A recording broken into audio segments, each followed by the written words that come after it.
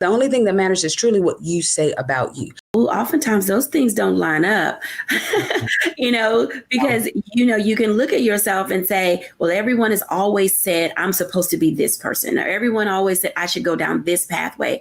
But Dr. T, when you think about it and you're really, navigating this landscape for yourself, how do you find out who you really are when you've had so many people for so long in your ear, other people directing your life? And a lot of people are waking up and have come out of this pandemic saying, I don't want to do that anymore.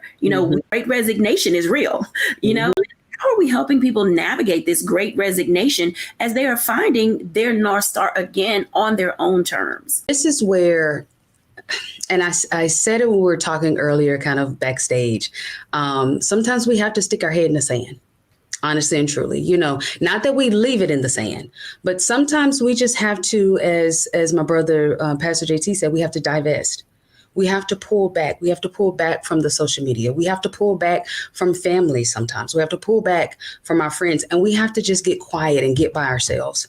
I tell people all the time, the coach has a coach. I have a business coach, I have my life coach, and I have a therapist. So I have a team of people around me that when I pull back, I'll get in that circle with them and say, hey, tell me about me. Help me to navigate through this in a way that is healthy, in a way that I know is safe. I'm in a safe space, and not in a way with someone that has a history of me, but that can look at for face value what it is that I'm saying, what it is that I'm feeling, what it is that I'm experiencing, to help me see me more clear. And that's a lot of the work when you talk about working with a coach or with a therapist, and what the work that I do with my clients, I serve as a mirror for my client to help them see themselves more clearly, not based on the things that people said to them in the past, not based on someone else's assessment of their gifts and their characteristics, but your own assessment, because that's the only thing that matters. I can say all day that you're amazing.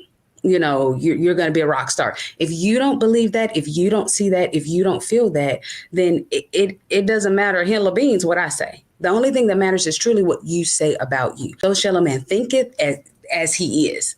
Whatever you think, that is what you are. And so taking that time to really get to how you see you, how you feel about you. It may be something that you do in between time and you and your journal and your pen, but taking that time to stop all of the doing so that you can get to the being, and just being by yourself sometimes, being quiet long enough to get those divine downloads, to really hear yourself think for a minute.